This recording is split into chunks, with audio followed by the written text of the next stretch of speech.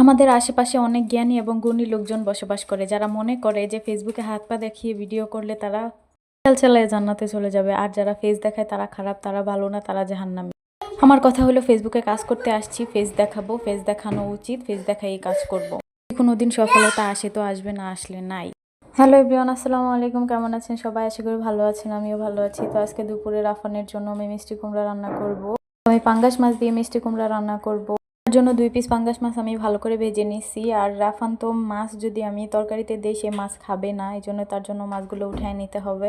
আমি তরকারিতে এখানে রসুন আর আদা একটু পেস্ট করে নিছি। আমি হালকা মশলা দিয়ে রান্না করব, কারণ বেশি মশলাদার হলে রাফান খেতে চায় না, ওর জন্য একটু হালকা মশলা দিলে ভালো হয়। আর আমি তরকারিতে তো গুঁড়া মরিচ ইউজ করি না, আমি 2-3টা কাঁচামরিচ দিয়ে রান্নাটা সারবো।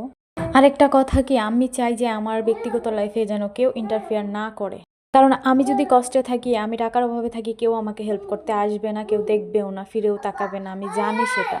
রান্না শেষ, এখন রাফানকে খাওয়াইতে হবে। ওকে খাওয়াইতে আমার প্রায় 2 ঘন্টা সময় লাগবে, এটা আমি জানি, কারণ ও যেভাবে খায়। তো ভিডিওটা ভালো লাগলে অবশ্যই লাইক কমেন্ট শেয়ার করবে এবং ফলো দিয়ে যাবেন অনফলোয়াররা।